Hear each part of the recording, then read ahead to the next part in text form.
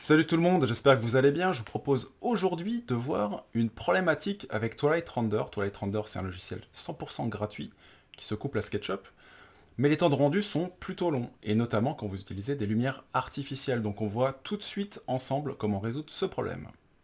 Donc là, vous avez un fichier. Alors ce fichier-là, vous l'aurez en description, je vais vous le laisser, le stocker sur un cloud, comme ça vous pourrez le télécharger. Donc dans la description, vous pourrez télécharger ce fichier pour vous entraîner. Donc Twilight Render, c'est un plugin qui est complètement gratuit. J'ai fait des tutos là-dessus.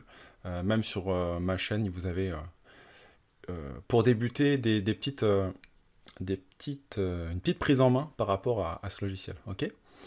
Donc on y va. Alors, là dans cette scène, on a un intérieur et puis on a zéro éclairage. Donc pour l'instant, je vais juste faire un rendu pour vous montrer avec Twilight. Là, je suis en mode low plus, donc c'est vraiment un réglage minimum. Et puis 800 par 600, donc on met lecture. Voilà. Et vous allez voir, le rendu, c'est très sombre. Voilà. Donc on y va, hop. Et puis, à ce niveau-là, j'aimerais créer une lampe. Voilà, avec un petit éclairage. Donc j'aimerais faire une lampe, vous voyez, avec une suspension, enfin une applique, pardon, avec une sphère, et dans cette sphère en verre, par exemple, il va y avoir une ampoule. Okay. Donc pour simuler ça, bah, c'est assez simple, on va juste dessiner une sphère, accrocher une petite barre en métal. Donc je vais ici faire une zone pour commencer, et puis cette zone, je vais la créer en composant. Et ce composant-là, on va l'appeler applique. Voilà. Je double-clique dans mon composant, on y va. Voilà, et puis je vais travailler là-dedans.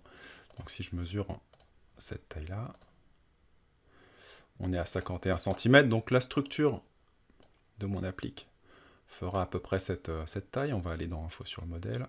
Unité pour voir. Voilà, je travaille en centimètres. Très bien. Activer l'ancrage de longueur, je vais mettre 0,1. Voilà.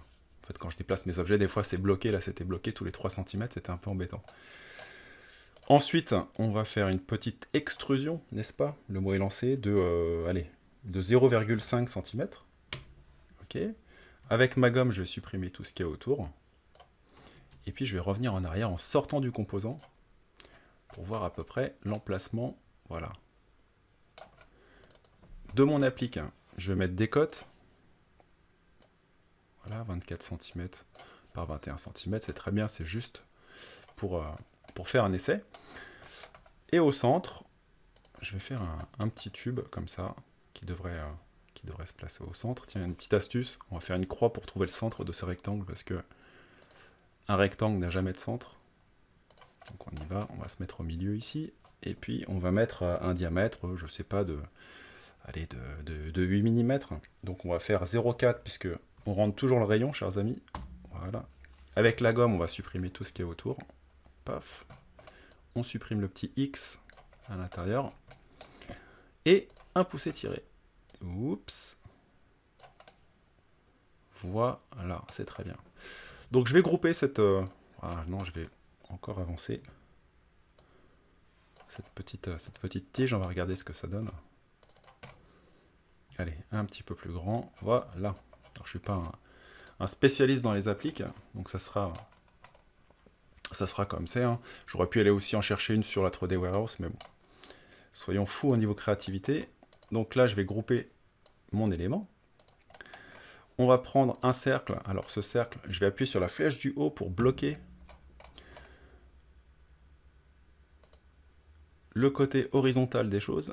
Voilà. Alors c'est un petit peu trop grand. D'ailleurs, ce cercle, je vais augmenter le nombre de côtés. On est à 24. On va mettre...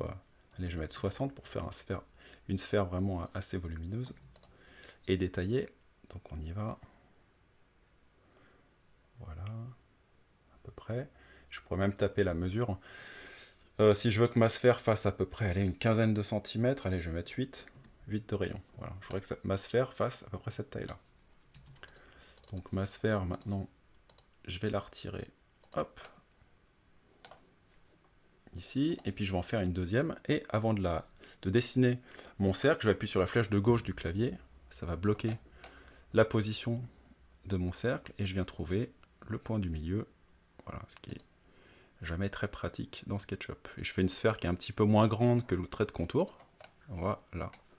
On est bien. Je clique une fois dans ma surface. Et puis, on va faire un suivez-moi. Et hop, on clique ici. Et avec la gomme, raccourci clavier E, on vient supprimer cet élément. Voilà, tout ça pour ça. Tout ça pour faire une sphère. C'est une belle sphère.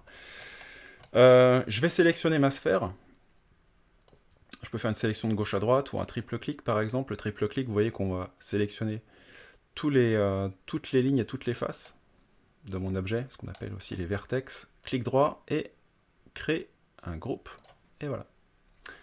Et puis, on va double-cliquer dans la sphère, on sélectionne tout, clic droit, inverser les faces, très important. Triple clic, inverser les faces. Super. Et puis, cette sphère-là, on va aller dans le menu structure. Voilà, et dans structure, on va renommer cet objet-là, on va l'appeler globe. Alors pas de panique, hein, ce fichier-là, en fait, je vais vous le mettre complètement dans la description, comme ça vous récupérerez déjà ma magnifique suspension. Vous pouvez même l'envoyer si vous voulez sur la 3D Warehouse à ma place. Voilà, et hop, on met cette couleur, super, voilà, franchement, chapeau, hein. Super suspension. Bref, je sais pas pourquoi j'appelle ça une suspension, super applique. Donc maintenant, eh ben, je vais essayer d'allumer cette applique. Donc Twilight Render va me permettre, par exemple, si je double-clique dans mon applique, si je triple-clique et que je mets une couleur, voilà, je vais mettre cette couleur-là, je peux transformer cette couleur en lumière. Alors quand vous mettez une couleur sur une surface, bien entendu, vous renommez votre couleur, ça sera plus facile plus tard pour la retrouver, donc je vais l'appeler Light Applique. Voilà.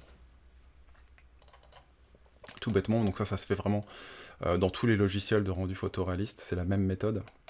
Si vous vous posez la question comment je fais pour pouvoir passer en mode isolation, bah, je vais dans affichage, modification du composant, et puis je décoche ici, hop, cette petite case, et ça me permet d'être en mode isolation. Voilà.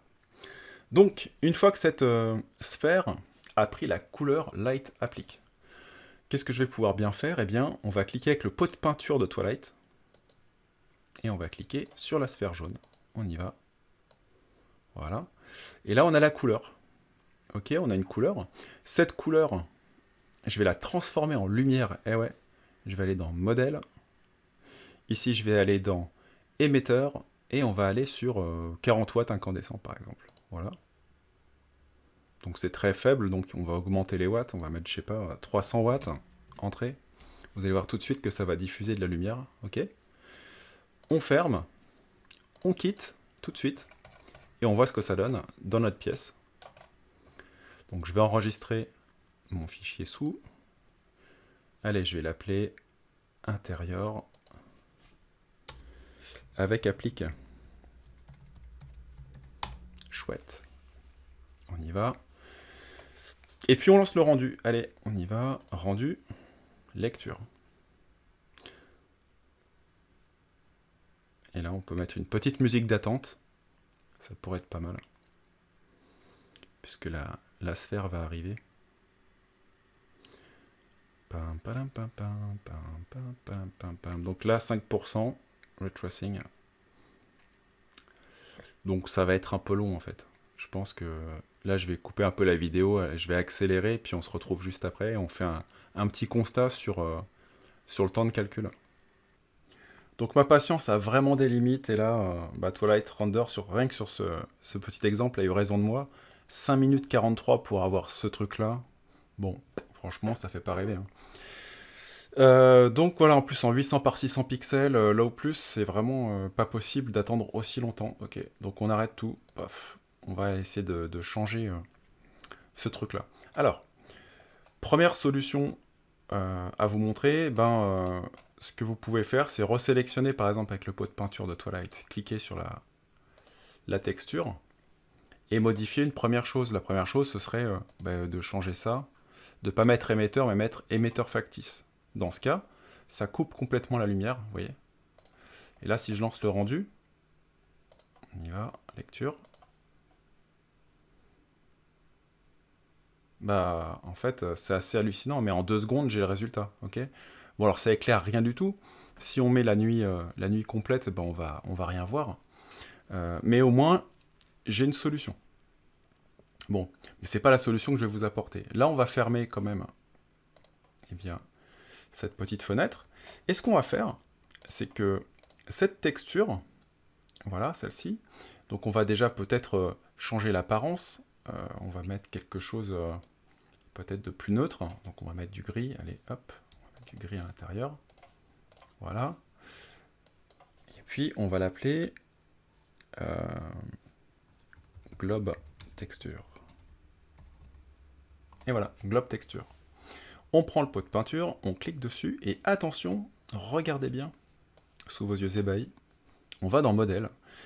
Et là, on va mettre ce qu'on appelle une texture transluminescence. Et on va mettre un rideau fin. Voilà. Donc là, c'est déjà une petite technique bien sympathique. Alors pourquoi je mets cette texture-là et pas plutôt du vert? Parce que le vert va augmenter encore une fois le temps de calcul de mon objet. Donc on va fermer tout ça. On ferme ici. Voilà. Super. Et à l'intérieur de cette sphère, bah, je vais mettre une petite ampoule. Alors, une ampoule, comment? Bah, une lumière artificielle. Donc pour que ce soit facile d'enlever cette sphère et mettre à la place une ampoule dedans, eh bien je vais aller dans mon panneau, ici, structure. Je vais repérer le groupe globe et on va cliquer sur le petit œil. Donc on enlève, voilà. Et ici, je vais créer à l'embout, hop, de cette petite barre de fer, je vais cliquer 3 fois 1, 2 et 3. Voilà. Et là, je vais créer une petite lumière. Alors, taille en rayon, on va mettre 3 cm, pas la peine d'avoir un objet aussi grand. Si je déplace ma caméra sur le côté, je vais pouvoir déplacer ce petit point.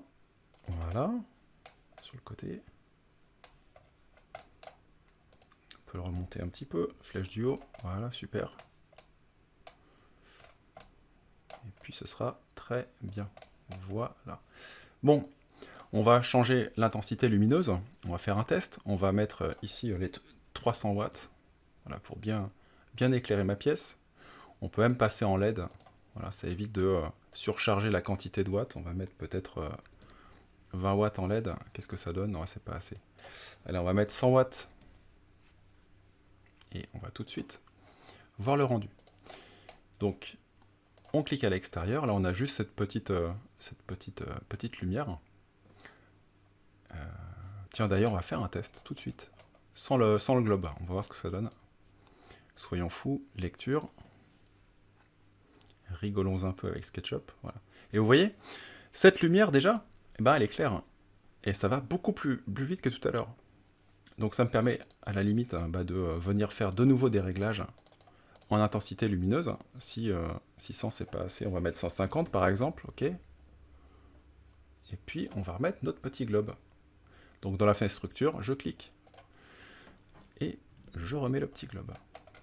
Et on y va, attention, roulement de tambour, lecture. Tadam. Et regardez bien.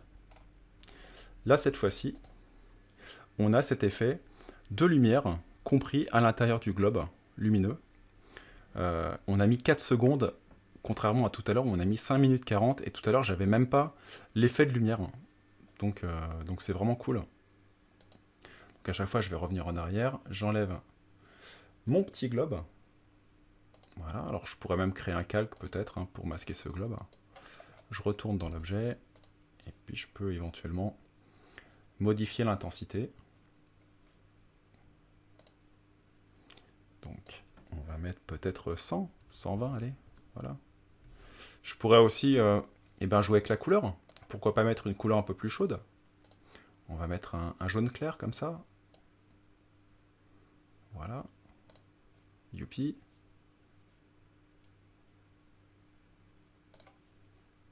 On remet le groupe avec le globe et on relance le rendu.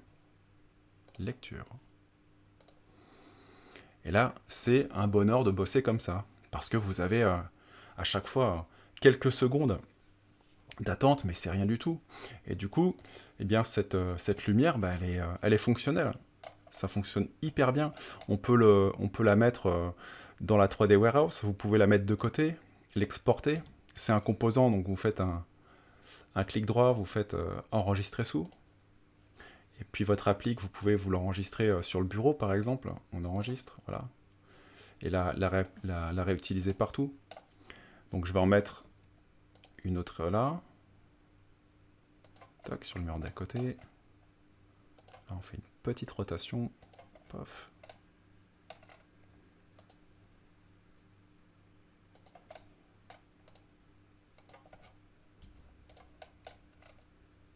Et on lance le rendu.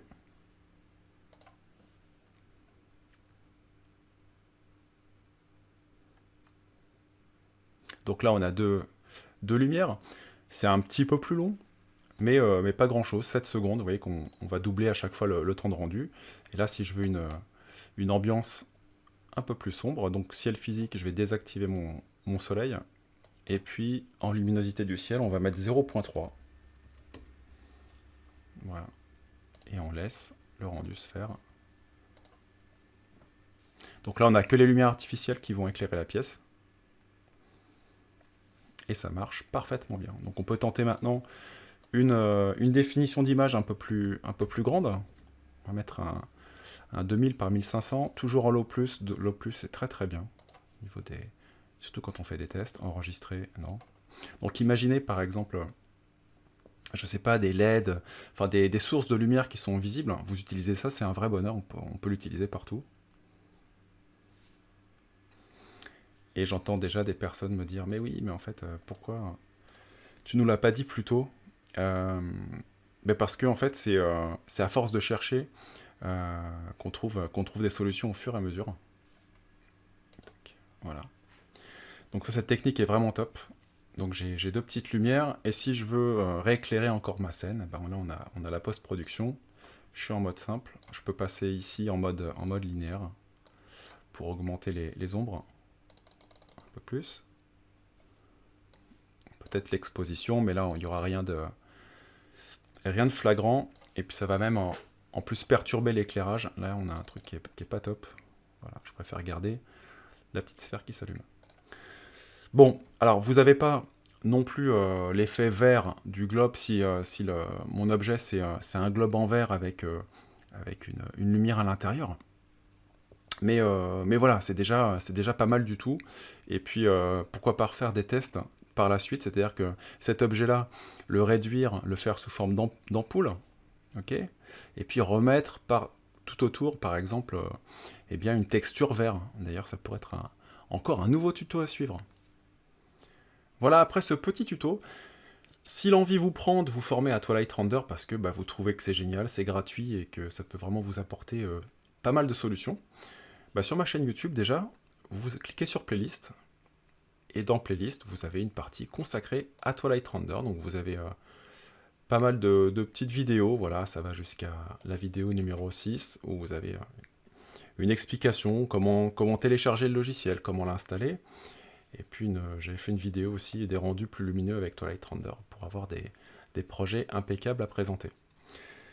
Voilà, sinon sur le site tuto.com, donc tous les liens seront fournis dans la description de la vidéo, vous avez beaucoup de cours que j'ai créés aussi sur les bases du logiciel. Donc là vous avez une formation de 2h50 et vous avez un bundle, donc un pack complet sur SketchUp et Twilight Render avec plein de petits exercices à faire. Et là, vous avez 6h56 de formation. Donc de quoi vraiment vous amuser. Voilà, ce cours est terminé. J'espère que ça vous a plu. N'hésitez pas à vous abonner si vous voulez avoir mes dernières actualités sur cette chaîne. Et puis, si vous voulez également voir ce que je fais en dehors, mes projets, mes formations en cours, abonnez-vous aussi à mon compte Instagram. Voilà, c'est terminé, et moi je vous dis à très bientôt pour une nouvelle vidéo sur cette chaîne.